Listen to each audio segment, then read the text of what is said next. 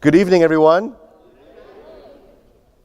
This is our 13th season preview. And in case you didn't know, I've been here for all of them. Yeah.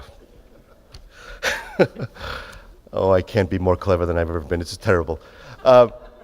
Tonight is a very special night, not just because it's our season preview, which is, of course, now an annual tradition here at Memorial Hall, but because we really are showing you our continued growth at CPA and the work that we're doing to continually evolve our own vision and mission for the work we're doing.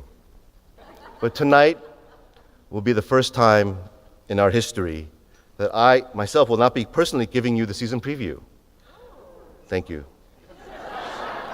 Aww. Okay, thank you. No. Amy, I'm sorry. Okay. But instead, in the same spirit of growth and change at CPA that we really believe artistically, we are really trying to develop the work that our staff are doing. And it is a thrill for me to be able to ask my colleague Amy Russell, our Director of Programming, to share it with you. But I still have a few more things to say. I'd like to share with you my enthusiasm for this upcoming season and to give you a glimpse at how we shaped it and why we think it's such a wonderful year. In putting the year together, we focused on 4 ideas. We'll refer back to them throughout the evening. They are, number 1, the evolution and the importance of our own artistic relationships. This is all about finding new ways to engage with artists on and off the stage, and the hope that we'll have the opportunity to get to know the artists better and to feel as invested as we are in their work and our future relationships with them. 2, the importance of immersive and co-creative experiences. We'll focus on providing these types of experiences at our new space on Carolina Square. 3, our role in redefining the relevance of chamber music in the future. We have invited artists to perform in Miso Auditorium, who we think are doing the most interesting and innovative work in chamber music. And 4, our commitment to artists who cannot be easily defined or classified by a single genre. This is all about artists whose work expands beyond traditional labels and can't be easily categorized, and whose work is more innovative and more impactful because of this fact. We believe that by focusing on these 4 ideas, we have built the most meaningful and powerful CPA season yet and laid the groundwork for continued engagement and success across our campus for years to come. So with that, I'll be back to close the evening, I'm sorry. But now, this is so great. I'm sorry.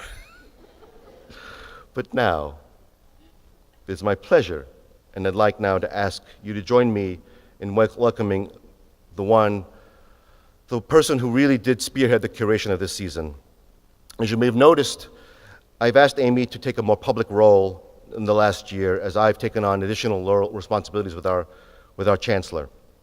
She's done an incredible job in really not just supporting the work that I've done, but in advancing it beyond into our wildest imagination. Please join me in welcoming CPA Director of Programming, Amy Russell.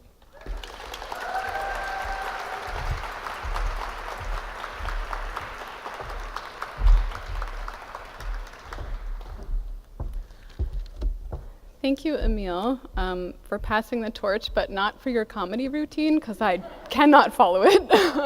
I'll do my best. And let me echo Emil's welcome and thanks to all of you for everything that you do in support of the work of Carolina Performing Arts. I'm delighted to be giving you the season preview tonight, so let's dive right in to that first area of focus that Emil talked about, the evolution of our artistic relationships.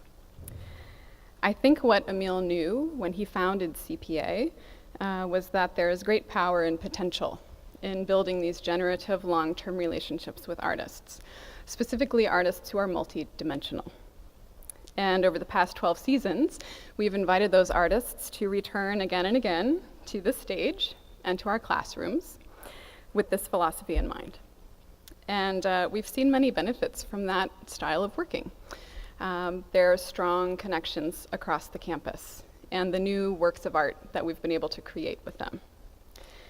They, I think, have come to see CPA and UNC as a creative home, as a place and a community that they can return to time and again to advance their work forward. And as we've said, we're talking about evolution tonight, the evolution of our thinking about these relationships, and what they can make possible, moving us always forward toward interactions with artists that are transformational and never merely transactional. So to that end, this season, we hope to extend our artists' work beyond the stage and into many different parts of our lives. And our dear friend Abigail Washburn is a perfect example of all of this. Of course, you've seen Abby in many different ways on our stage over the past few years. She's one of these long-term artists that we're talking about. We've presented Abigail with her husband, Bela Fleck, with her Sparrow Quartet, in a unique collaboration with members of the Silk Road Ensemble that she made just for CPA while in residence with us for about a week. And of course, a Mandarin-speaking former law student banjo player is the ideal of this multidimensional artist that we're talking about. She has even delivered a TED Talk called Building US-China Relations by Banjo.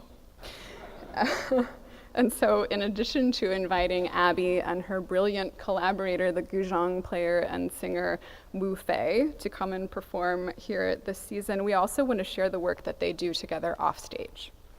It's work that's deeply important to both of them and has had a profound effect on their local community, which is Nashville, Tennessee.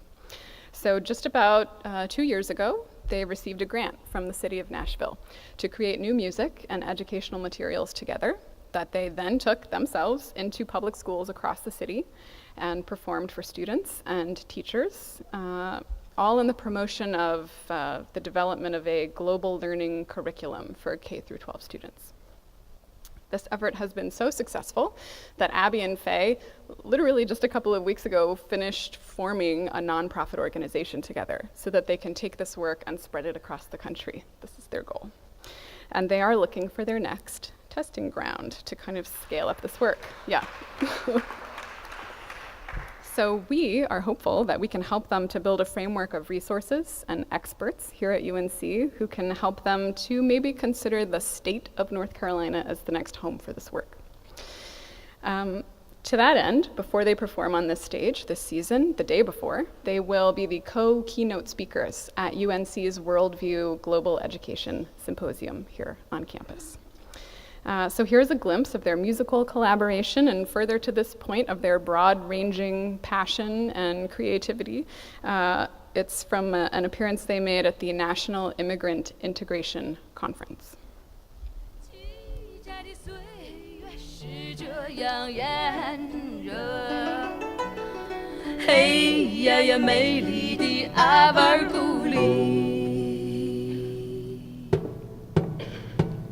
Come on, you roving cowboys, bow down this lonely land. I'll tell you a story while you around me stand.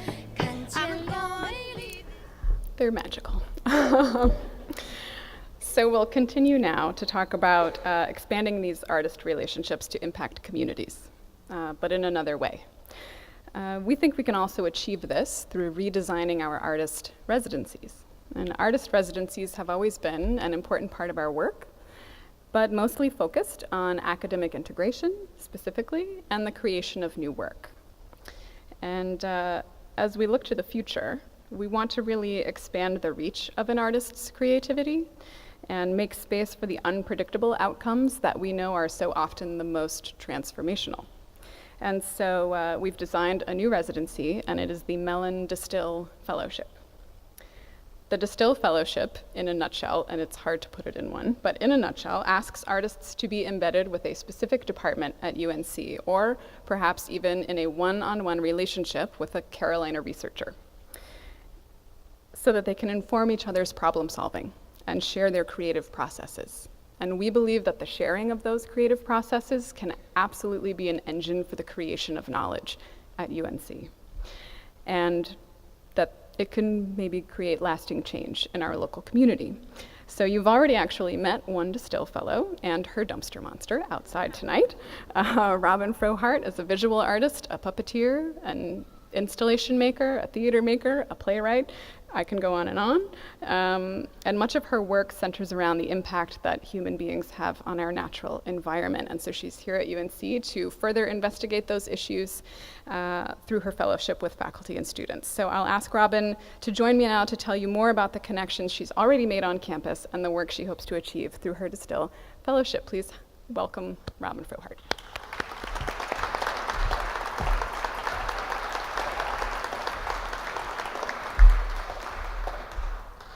Hi. I want to start by just thanking Carolina Performing Arts for this amazing opportunity. I didn't even know something like the Distill Fellowship was even possible, and it's just an incredible resource. I started coming here this semester, and I'm going to be continuing to come over the next year and season. And will return in the fall of 2018 with the completed work that I'm working on. So my project that I'm working on right now, in summary, is I'm building an entire fake grocery store all out of plastic bags. And I'm going to put it in a storefront in downtown Chapel Hill. So everything is plastic bags, fruits plastic bags, meats plastic bags, delis plastic bags. And within this immersive environment, there'll be a narrative and a performance, and that performance is about plastic and sort of the permanence of the disposable, and how we sort of interact with these items for very brief periods of time. And they end up not decomposing and lasting forever. So part of that narrative involves archaeologists in the far distant future excavating our plastic and trying to make sense of our lives. So what's really amazing about the Distill Fellowship is that I'm actually working with real archaeologists here at UNC to discuss plastic as artifact and sort of explore some of these ideas and sort of picking their brains about how they analyze past cultures based on the remnants that they find and how we might be interpreted based on what we're leaving behind. And I'm also going to be working with environmental sciences and public health to sort of explore more of the impact that plastic is having now. But I just feel extremely blessed for this opportunity, having this long period of time to work on things and allow ideas to percolate and to be able to access all the different departments is truly amazing. And we always feel so welcome. So from me and the Dumpster Monster, thank you.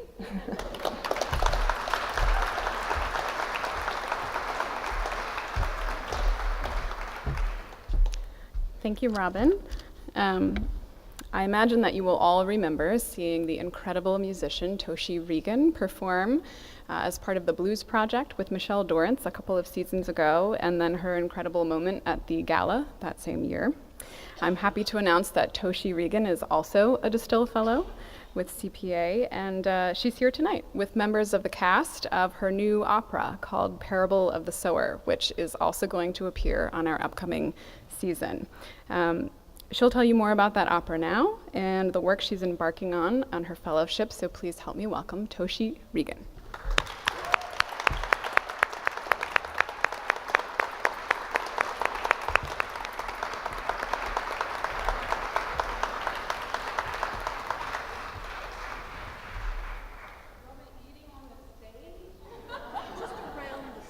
Oh my God. Can we get them some seats?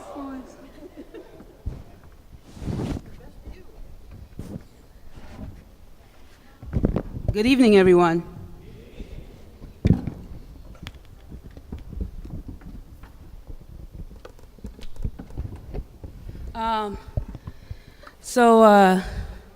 It's really good to be back here in this space and celebrating another wonderful season of great art produced by this institution.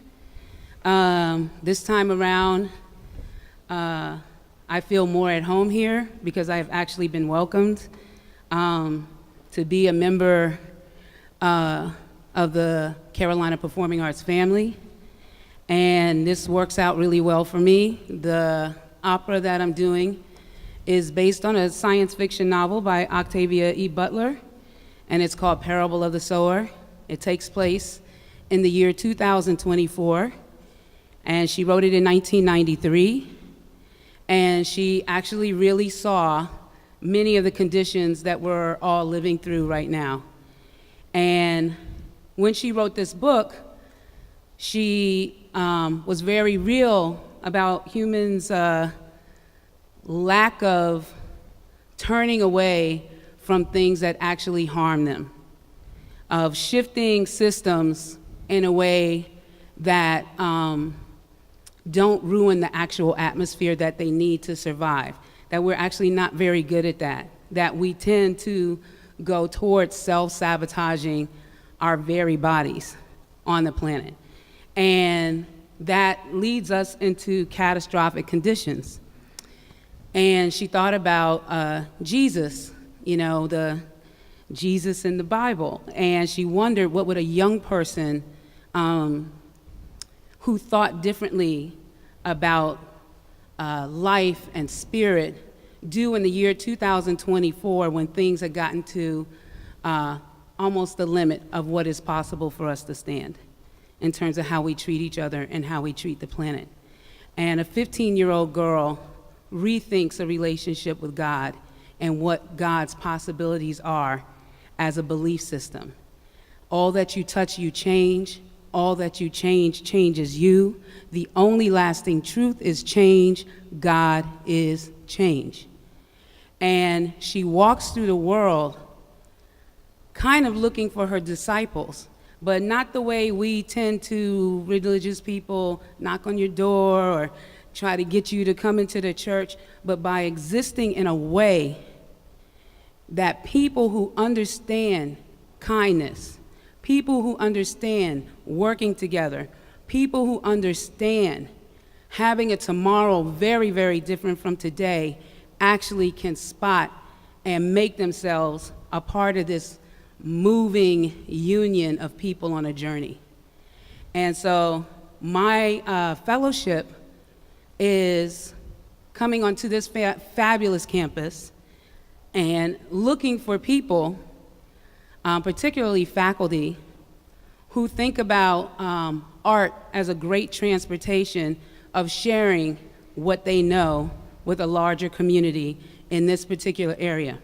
So really quick, I just want you to know that I didn't have a design on how many. I didn't say, I just had dinner with people or a drink or just ask questions. And these are all the faculty on this amazing campus who have an interest in joining together as faculty, together faculty students, together faculty students and community, together faculty students community in the name of art and in the name of transportation of ideas that can be transformative.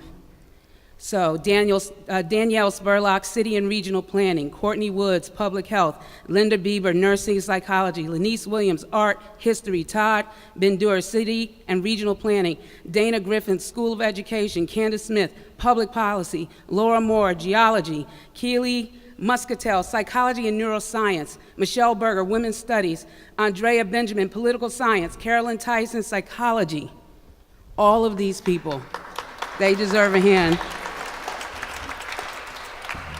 So somehow we will do something wonderful together. We're already on our way. And I really look forward to sharing what we do, because in Parable, we start out with circles. The first circle is the family you're born into, the family that's familiar. And then all kinds of trouble happens, and you lose that familiar space, and you have to be daring and travel an unfamiliar road, and then you find the family that finds you, and you carry on. And that's what I think is really needed in these unprecedented, strange, and not survivable times unless we think differently about who we are as human beings on the planet.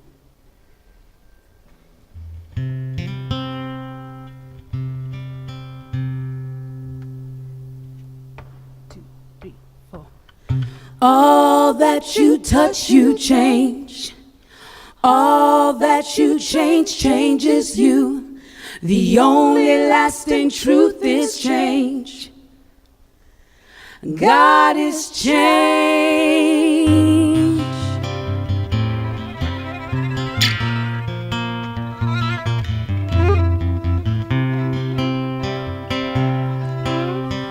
Daddy, today is our birthday. You are 55, I am 15 years old. Dream, I had my dream again. And no matter how we get there, yeah, we should live amongst the stars. I look around at these burned out eyes,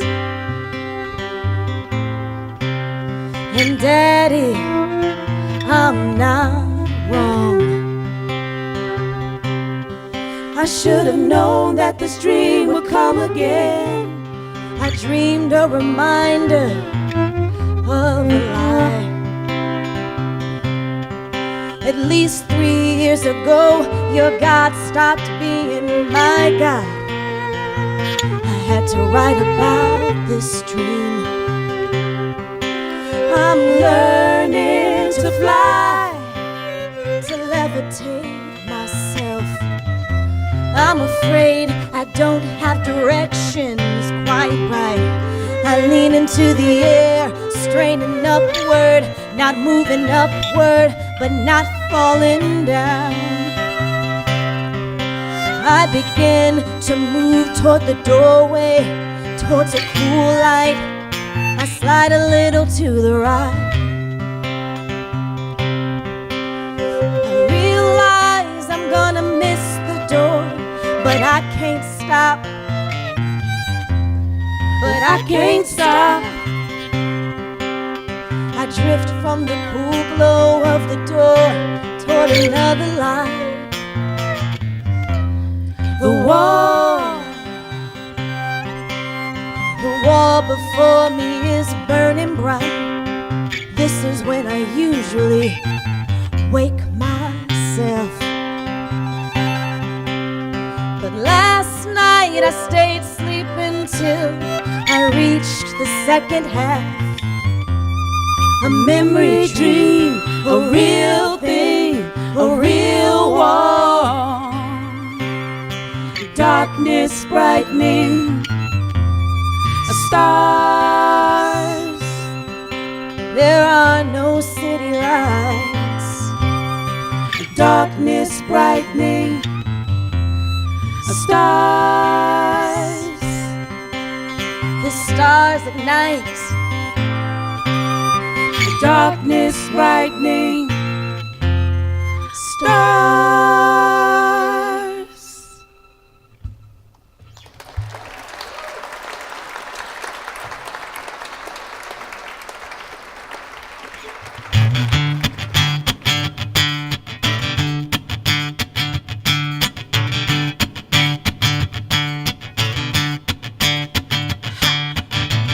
When I looked in the mirror, someone was falling down. When I looked in the mirror, someone was falling down. When I looked in the mirror, someone was falling down. And I slipped from view and my head hit the ground. Well, I fell on the dark earth, but I was out of touch, yeah. Well, I fell on the dark earth, but I was out of touch. Well, I fell on the dark earth, but I was out of touch. Tried to look towards the heavens, but it was a bit too much.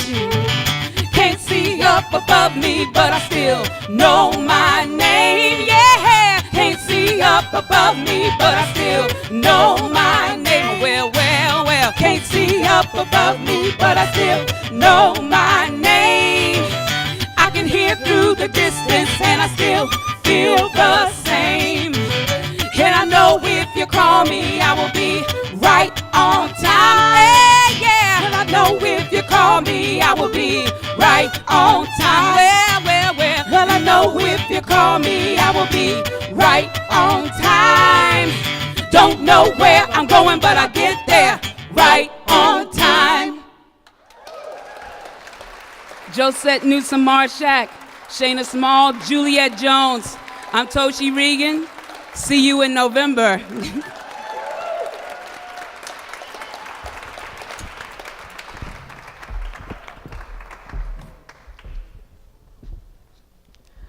Thank you, Toshi, Shayna, Josette, and Juliet. Maybe another hand, because that was fantastic.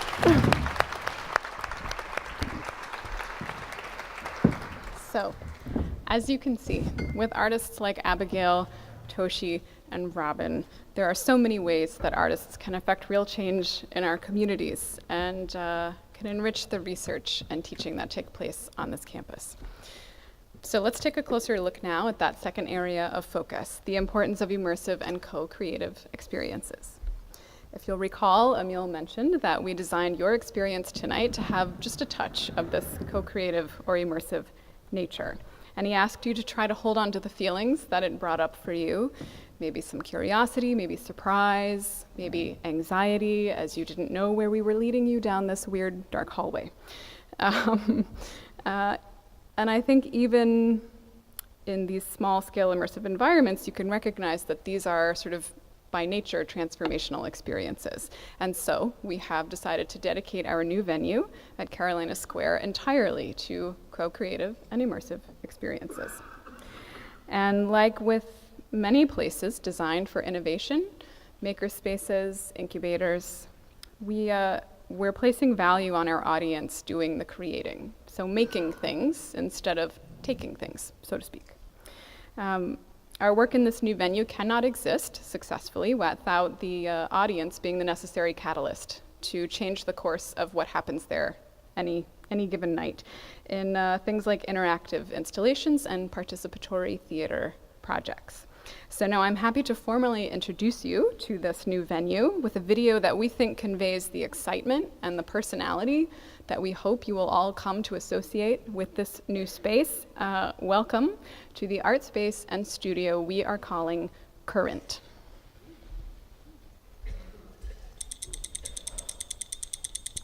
It's time to feel something new, something electric, something that pushes and pulls us, really moves us. Something a little wild, off the grid, alter our perceptions, and ignite our imaginations. It's time to reach out and speak up. Don't just sit there. It's time to be a part of something. Add meaning and get in on the process of creating.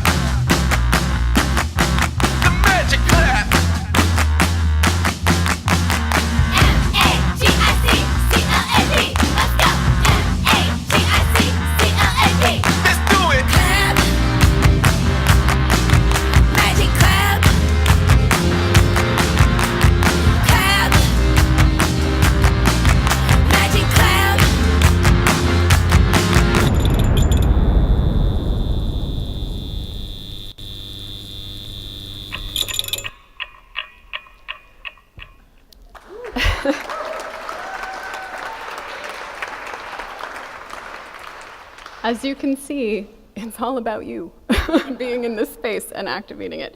And those were all moments from performances that you can experience in Current this first season.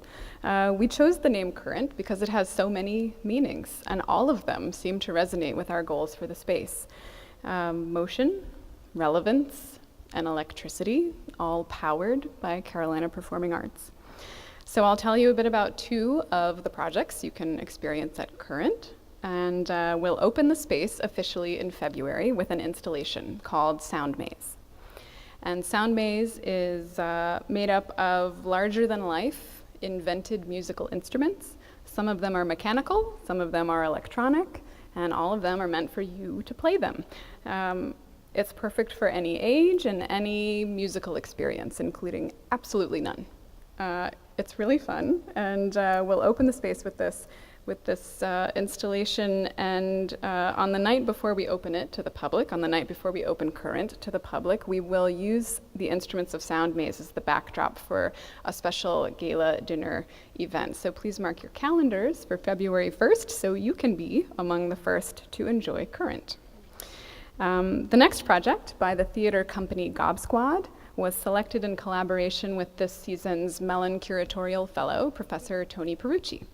It was great fun to work with Tony. I'm sad he can't be here tonight, but he is in Europe and he's doing some research with some of the artists that he met on his travels building this mini-series for CPA. So I'm delighted that we had a small part in making those connections for him to inform his important work. And the members of Gob Squad, they're specialists in making these co-creative theater experiences. Each of their projects depends almost entirely on the participation of the audience. And we'll present actually a couple of projects with them while they're here, but let me tell you about one tonight. It's called Revolution Now. Here's the story. In this piece, the actors portray shop clerks, and they're disgruntled shop clerks. They've decided to launch a revolution, and they've left their posts at shops around the city and locked themselves inside a theater. So in a theater, you have access to costumes and props and musical instruments and tech equipment, and you have maybe, depending on the theater, the ability to broadcast. And so throughout the evening of Revolution Now, they're going to lead you to create all of the important facets of a revolution. Your manifesto, writing your protest songs, singing those songs and playing the electric guitar like you didn't know you knew how to, but you will. And throughout all of this, occasionally they'll ask you to broadcast your activities with them out to a video monitor that will be literally on Franklin Street, somewhere. The goal of this broadcast, you'll do a few of them, is to win over a random passerby to your revolutionary cause. And the performance doesn't end until you succeed. So, it couldn't be more fun. It's totally hysterical. And we think that this project and others like it will help us to attract some audiences that we really want to grow. People who don't have the same frequency of access to the performing arts that all of us do. Maybe they're students, just other young people, young families. And so we see Current as a possible gateway to arts experiences for some of those parts of our community. So let's move on now and take a closer look at our third area of focus, the redefinition of chamber music. I hope in the past season you were able to attend at least one of the performances in Miser Auditorium, this newly beautifully renovated space. Our experiences there went way beyond our expectations, even in terms of the performances themselves and our audience engagement, and so we're really eager to follow up and build upon that first great season. With that in mind, we turn our focus in 1718 to artists who are really at the leading edge of innovation in chamber music. These are artists who have a sort of more modern profile as chamber musicians. They perform, they often are composers, or they commission new works and perform them in adventurous formats. Sometimes they lead ensembles. They're almost always members of multiple ensembles in different styles. And they have unique missions and creative voices. And maybe above all else, they're collaborative and interdisciplinary. So here are a few examples of these fascinating artists you can encounter at Miser Auditorium this season. A few seasons back, I hope you'll remember that we presented a contemporary chamber opera called You, Us, We, All. And that was accompanied by an ensemble called Box, which stands for Baroque Orchestration X. The mission of Box is to collaborate with contemporary composers, electronic musicians, rock bands, to make new innovative work for the Baroque instrumentation. And this piece called Saga is a modern song cycle and fulfills that mission. It's a collaboration between Box and the indie rock band from Antwerp called Des Mona. Des Mona builds their sound out of many different influences, and it creates a really fascinating sound in collaboration with Box. So if you can imagine David Bowie singing ballads accompanied by lute. You're almost there. And since this will sound nothing like anything else we present at Muser Auditorium this season, I want to let you listen to a little bit of this incredible music. So this is a clip from a video trailer that they created specifically for this collaboration.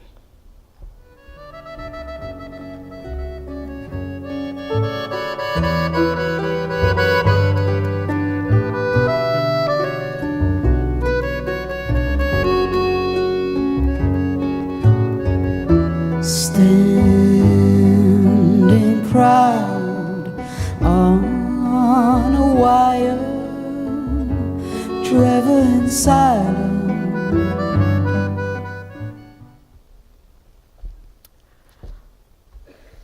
And going back to this idea of innovation in chamber music, we will also present a recital for cello and electronics, featuring cellist Katinka Klein and the electronic musician and composer Samuel Adams. Katinka fits this modern chamber music profile to a T. She commissions new work, she performs with artists of many disciplines and styles, and she's even performed a piece for cello and her own brain waves.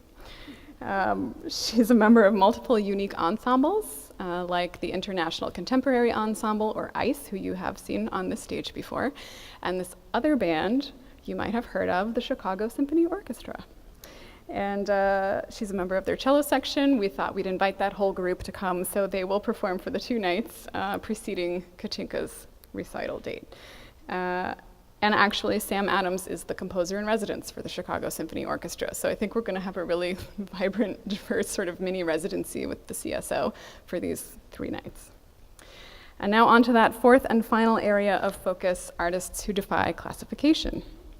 As I've mentioned, this ideal of an artist's multidimensionality, their ability and drive to make work outside of any one genre and outside of any traditional sort of labels or categorizations. It's always really been present in CPA's programming, but I think it's interesting to note that really now, the sort of young emerging generation of artists, they almost work exclusively in this way, outside of genre and kind of breaking those boundaries against creativity. And it reminds me of something that Laurie Anderson said. She was such an inspiring presence during our Glass at 80 festival. I miss her like every day. And she said, when someone asked her what advice she would give to young artists, she said, they've got to be loose. And she said that she actually always really appreciated the label of being a multimedia artist that people applied to her, because it doesn't mean anything. She could do whatever she wanted, and it didn't box her in. So let me introduce you to another artist who cannot be boxed in, Jojo Abbott. Jojo is equal parts musician, poet, singer in many languages, fashion designer, filmmaker, photographer. It goes on and on.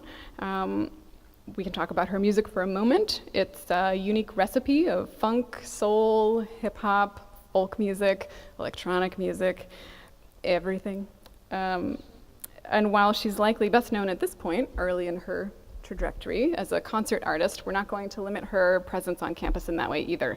So for the week before she performs here at Memorial Hall, we will run her most recent short film as a sort of a constant video installation somewhere else on campus outside of a theater.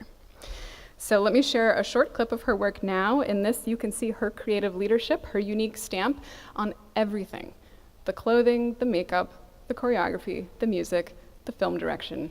It's all Jojo. Have you seen that day when you tell me you never go touch her, but I see you touch her? Hey, have you seen that day when you tell me you never go touch her, but I see you touch her? I beg you quick. You would do Benny. Run a beg you long, you would do Benny. I beg you clear cordry. So Jojo will officially open our season on September 7th. And I have to share with you that when Toshi was doing her sound check, we had the whole season reveal, which you'll see in a minute, up on the screen, and she saw Jojo's square, and she said, "You've got Jojo Abbott? Oh my God!" So you have to come, obviously. September 7th. Don't miss it. Now, just the name of the next company demonstrates that they work outside of any single genre. They are Big Dance Theater. This will be their debut with CPA, and we are co-commissioners of the work that they will present.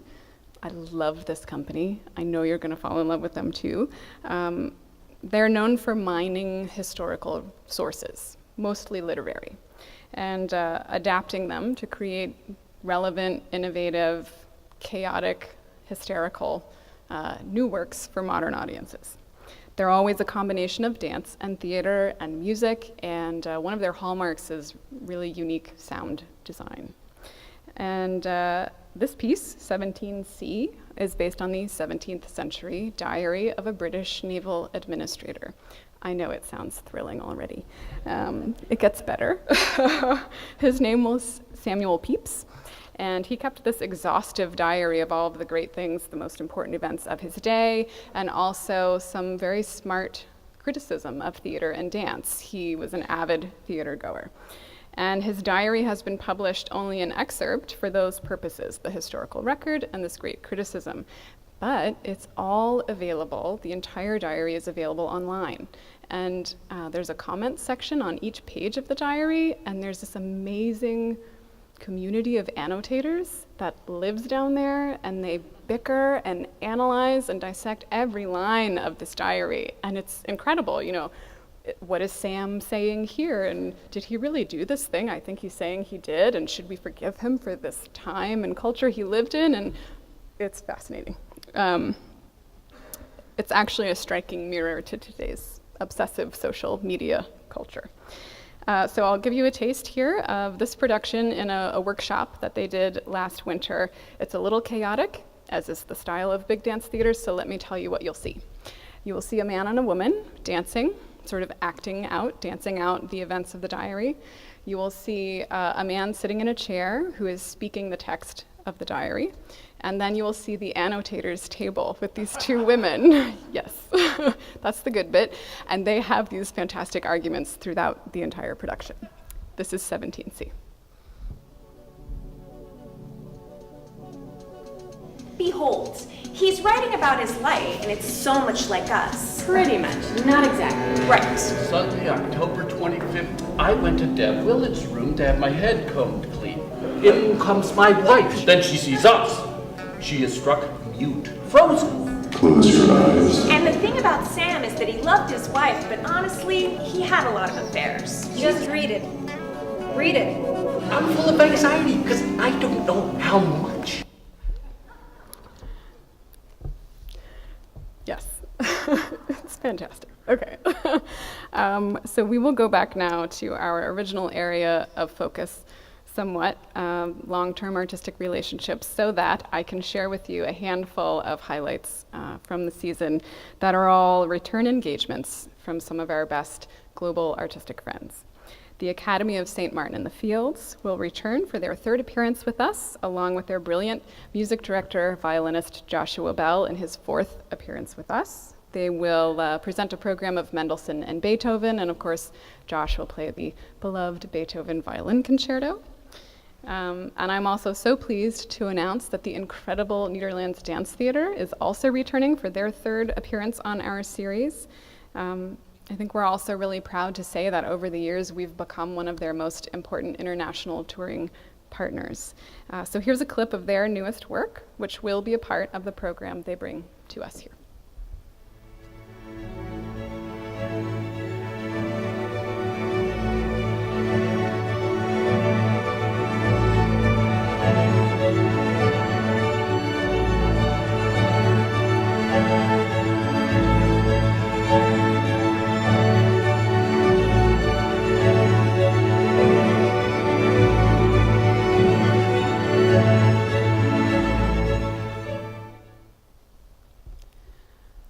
Well, it has been such a pleasure to share this season preview with you, but of course we're not done. So let me invite my partner in crime, Emil, back to the stage to finish our presentation.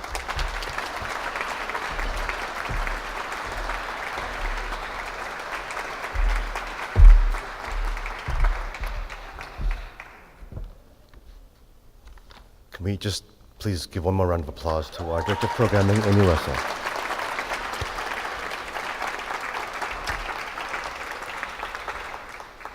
So I want to close our preview tonight by sharing a special project which we will be presenting here, which will give us a unique opportunity for CPA to support the university's upcoming major capital campaign. We are proud to present our first fully staged opera production next season, a new opera by the composer Jennifer Higdon, and this opera production features a number of Carolina connections.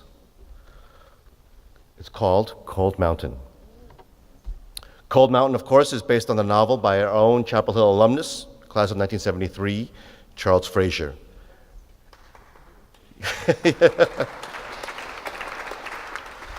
And in the lead role of Ada, it will feature soprano Melinda Whittington, a 2005 UNC alumna in music. We are very excited about that. And we're very pleased to be working for the first time in collaboration with our neighbors at the North Carolina Opera to make this possible. As you know, UNC is heading towards a public launch of its multi-billion-dollar campaign this autumn. I only wish the multi-billion dollars would go to CPA. All joking aside, I'm thrilled to announce that our presentation of Cold Mountain will coincide and be integrated with the campaign launch this October. Working with our University Development Office and Special Events and the Chancellor, the university's campaign leadership will be hosting a very special Cold Mountain campaign launch event with Charles Frazier on October 5th. We're thrilled that the arts will be featured front and center as part of our university's campaign launch.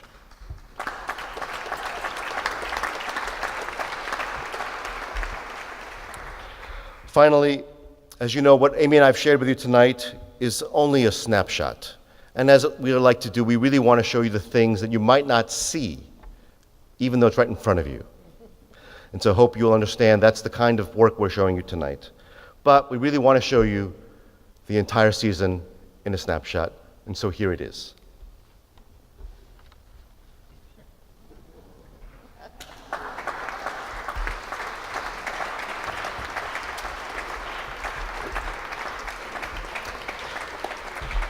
Please feel free to soak it in. Disregard anything else I say tonight. That was a joke, okay? We have Audra McDonald. We have Andres Schiff. We have the Chicago Symphony Orchestra. We have everything that you might expect and more.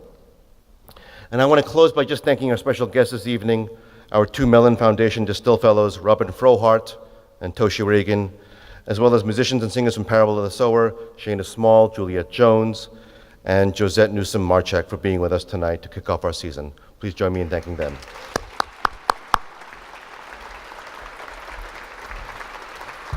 Our box office is open on the loading dock on your way out. Please be sure to head there, pick up your package with our new brochure, and to say goodbye to our dear friend, the Dumpster Monster. And please feel free to exit the way you came in and wind through the back through the tunnel for that full CPA experience. Thank you very much for coming tonight, and it's going to be another great season at CPA. Thank you.